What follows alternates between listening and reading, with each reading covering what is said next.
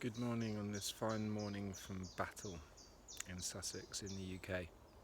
And today is the first day that I'll be recording one of my festival days, a celebration honouring someone special who has touched my life and generally the lives of many other people. Today we're going to be celebrating Ian Curtis. Now, when I first started to compose a calendar of 365 festival days, which were intended to be able to really use every day as an opportunity to venerate a different person, because I used to work in education, and every day that I was either working with children, doing an assembly or something, there had to be somebody that I was able to say they their presence in the world made today special. And and now working as a celebrant and starting this channel honouring life stories, it seems appropriate, strangely enough, that today should be honouring Ian Curtis, who was the lead singer of a band called Joy Division. Joy Division were a band that came about in the 1970s and then later developed into New Order, a group that I should imagine most people would have heard at some point, no matter which generation you're from. They became so huge, and their music is still loved today, venerated by many influential musicians, like for instance Henry Rollins amongst many. And Ian Curtis, although he didn't go on to participate in New Order, that was the band that formed after his death. He clearly left his mark in the way that they worked together. And the story of Ian Curtis is one that touches me for a whole number of reasons. I mean, his whole life was lived by the age of 23. And I sometimes find that shocking when I consider how many people he would have influenced over the last 20 or 30 years, considering that his life was so short. It also astounds me the maturity of his poetry in his music and his clear sense of identity. It shows what a different time he grew up in, the 1970s being a very different world to the one we find ourselves here in 2024. When I talk about his strength of self-identity, I'm particularly thinking about his manner of singing and dancing. He stood in front of a band, a punk band effectively, a guitar band, young men thrashing away at their newly discovered instruments, and danced uncontrollably, seemingly without any self-consciousness, even though his dancing was spasmodic. Um, uh, it looked not dissimilar to someone having a fit, which was a special irony, of course, because the man suffered from epilepsy.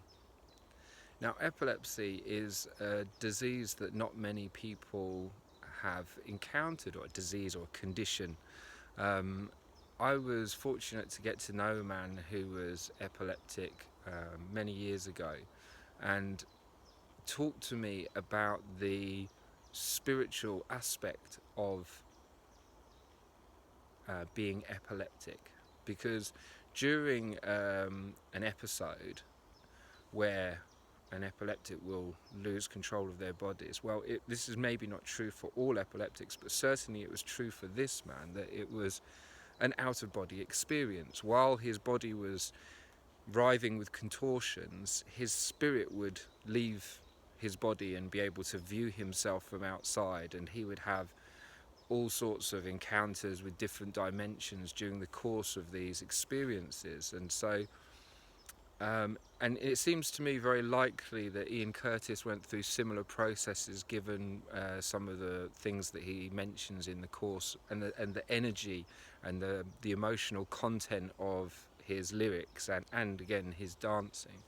So for a young man to stand up in front of all of his mates, and then, it's maybe easier standing up in front of foreign crowds that aren't from your hometown, but imagining them starting out and him placing himself on a stage in front of all of his contemporaries and pouring his heart out through his voice, through his lyrics, and through his dancing, with seemingly very little embarrassment or nervousness, I think in itself is quite an amazing feat. It certainly inspired me a great deal as a young man, seeing someone who would dance in the way that they felt. And maybe this is testimony to the fact that he maybe again was from a time where there were fewer mirrors on walls, and certainly where there were no selfies. Maybe that wouldn't have deterred him in the slightest, but that degree of, or that lack of self-consciousness is something that I really cherish about him. So Ian Curtis and Joy Division became the soundtrack to my teenage years for many years, and I still listen to them to this day. There's no better soundtrack to a dark winter night or a day of feeling deep emotional intensity. I've used their music at funerals, and they are deeply fitting for expressing that kind of frustration and anguish and torment. I mean, the name Joy Division and New Order were both kind of references to war and different and very dark themes, and so immediately they placed themselves in a realm where there was real substance to what it was that they were communicating. Although I've spoken at many funerals and facilitated weddings previously, I only recently actually went to complete a training as a celebrant, and that was with the International College of Professional Celebrants, and that's a project that was initiated by a man who himself is I consider a very great celebrant in his manner and his way. And he made an interesting comment about, when we were talking about the nature of suicide, because of course Ian Curtis did commit suicide, and he asserted that without exception all of the people whose funerals he had administered, in their eulogies, it said they were the life and soul of the party. And that I find extremely disconcerting, because I've had myself described in that manner, and there are times in my life I've never come so close to committing suicide that I've got down to thinking of methods, but I certainly have wondered at times, would the world be better off without me? And it's caused me to take a lot of time to reflect on why that is, and especially given what Stuart Morris asserted about the nature of, or the general character of people who tend to commit suicide, being this person who's associated with being the life and soul of the party. It got me thinking that I think that they're often people who are that they maybe are people pleasers from an early age. When I smile, mummy smiles back to me. When I have a laugh, when I'm having a great time, the world smiles back to me. And so if I do not have it within me to smile anymore, if I'm not feeling any joy in my heart, what do I serve? And I think that can leave people thinking that if I can't find my smile, then there's nothing left for me to share. It's interesting because Ian Curtis was known to people who knew him. Obviously I never knew him personally, but the accounts that I've watched and read from his fellow bandmates and family members was that he was a great laugh, that that the character that people got to know through his music was actually far removed from the the dark visionary prophet that he may have been perceived as through his music. I've heard him talk about his cheekiness and his willingness to take the piss, and yeah.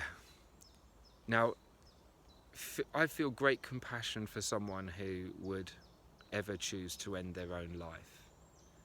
But I also feel enormous compassion for anyone who should have to discover someone who died by their own hand.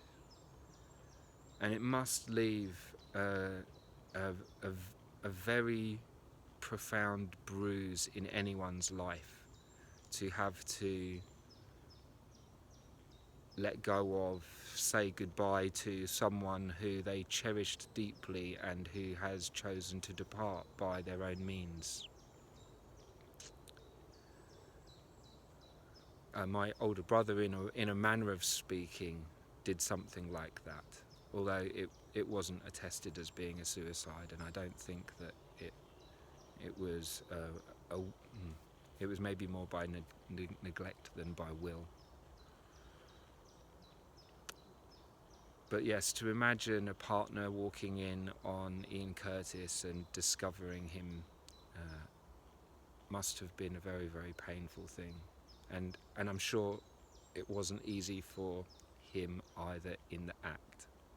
It was clearly an act of desperation, as I imagine it generally is.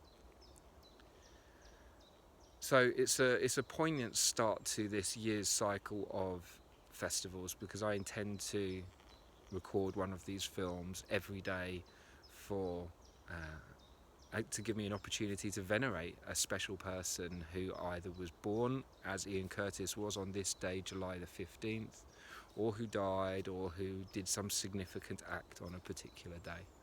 So I look forward to sharing more of these, and this is to say, Ian Curtis, thank you for your presence here in this world. Thank you for having touched me and so many others with your music. Thank you for having shone a light into this world, and having had the strength and the willingness to also show the darkness of your experience here on earth, to have shared your observations with passion, with a gut-wrenching conviction. And thank you for all the music, all the times I've spent screaming in my bedroom to your songs, and yeah, on behalf of all the people you've ever touched, thank you, Ian Curtis. We recognise your genius, that spirit that moved through you, that was born through you, and that really came to find its fruition in your music.